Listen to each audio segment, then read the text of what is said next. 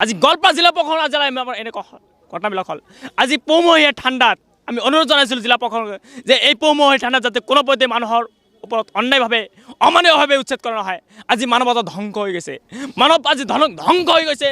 আজি খাটি খোৱা মানুহৰ কাৰণে আজি ঠেলাৱালা ৰিক্সাৱালা ভূমিহীন মানুহৰ কাৰণে আচলতে মানুহখিনিৰ ওপৰত উচ্ছেদ কৰা হ'ল কিয়?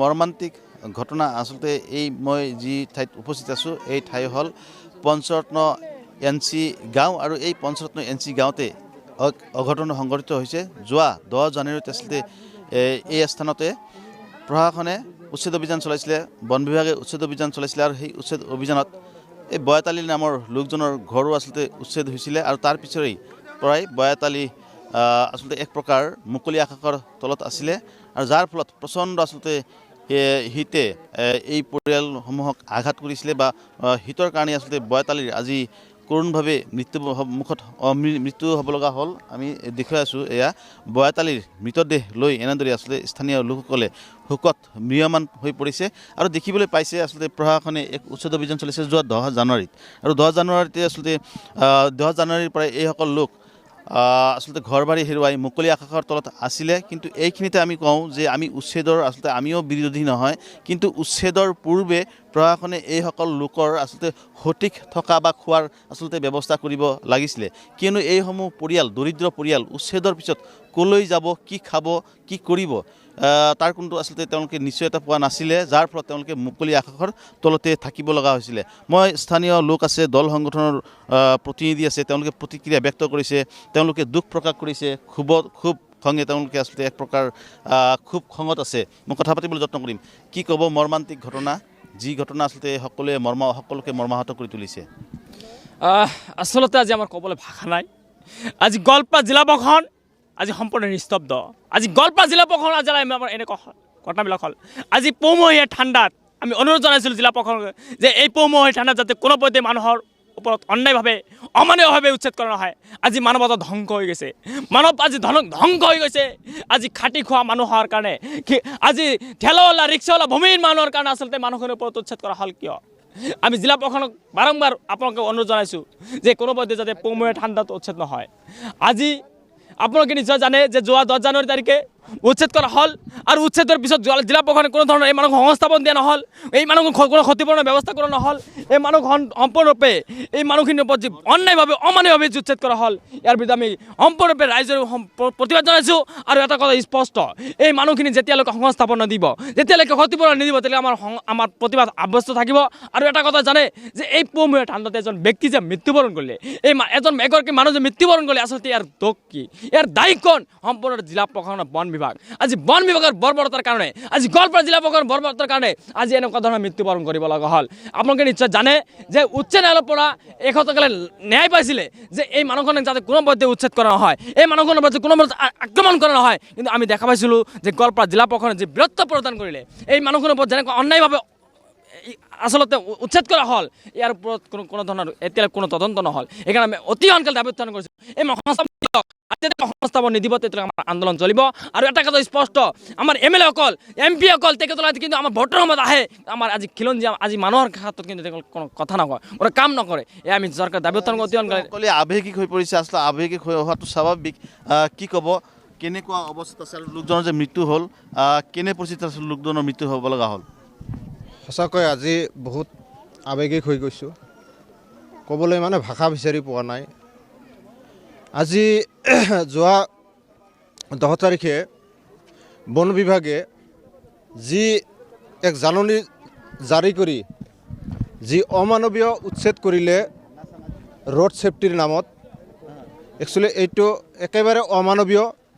ইয়াক কোনোপধ্যে মানি ল'ব নোৱাৰি, ইয়াক গৰিহণাযোগ্য কাম।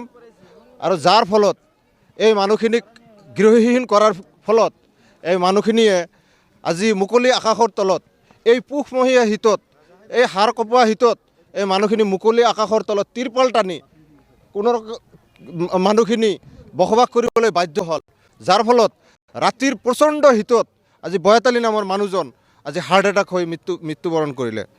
ইয়াৰ বাবে দায়ী কোন? ইয়াৰ বাবে দায়ী হিমন্ত বিশ্ব শৰ্মা চৰকাৰ, ইয়াৰ বাবে দায়ী বন বিভাগ, গোৱালপাৰা জিলা প্ৰশাসন, ইয়াৰ বাবে সম্পূৰ্ণৰূপে দায়ী। আমি এই বন বিভাগ আৰু লগতে গোৱালপাৰা জিলা প্ৰশাসন আৰু হিমন্ত বিশ্ব শৰ্মা চৰকাৰক আমি দাবী উত্থাপন কৰিছোঁ। আজি যিজন মানুহে মৃত্যুবৰণ কৰিলে এই ঠাণ্ডাত, এই মানুহৰ সম্পূৰ্ণ ক্ষতিপূৰণ দিব লাগে মানুহজনৰ পৰিয়ালক। লগতে এই উচ্ছেদিত যিসকল আপোনাৰ পৰিয়াল আছে, এই পৰিয়ালসমূহৰ পুনৰ সংস্থাপনৰ কাৰণে ব্যৱস্থা কৰি দিব লাগে।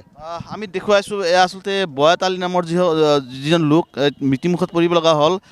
তেওঁৰ ঘৰ তাতেই আছিলে আৰু তাতেই লোকজন আচলতে নিশা কটাইছিলে বুলি আমাক স্থানীয় লোকসকলে জানিবলৈ দিছে। আমি দেখুৱাই আছোঁ এক মৰ্মান্তিক ঘটনা আৰু আচলতে প্ৰচণ্ড শীতত তিষ্ঠিব নোৱাৰি বয়াতালিয়ে প্ৰাণ ত্যাগ কৰা বুলি ইতিমধ্যে স্থানীয় ৰাইজে জানিবলৈ দিছে। মই কথা পাতিবলৈ যত্ন কৰিম, সমানে সমানে মই দেখুৱাম আচলতে যিসকল লোকৰ ইয়াতে বসবাস আছিলে সেইসকল লোকৰ আমি দেখুৱাইছোঁ। কিন্তু এইসকল লোকে অভিযোগ কৰিছে যে এইসমূহ মাটি বন বিভাগৰ নহয়, তৎসত্ত্বেও বন বিভাগে আচলতে এইসকল লোকক অভিযোগ কৰিলে। এয়া কিন্তু স্থানীয় লোকসকলৰ আচলতে অভিযোগ সহযোগী ভিডিঅ' জাৰ্নেলিষ্ট সঞ্জীৱে দেখুৱাই আছে। দাদা কি ক'ব, কেনেকুৱা অৱস্থাত আছে আপোনালোকে? আমি আর কি কম, সরকারক আর কি কম, আমি তো এতে তিরফলের তলতে আছো।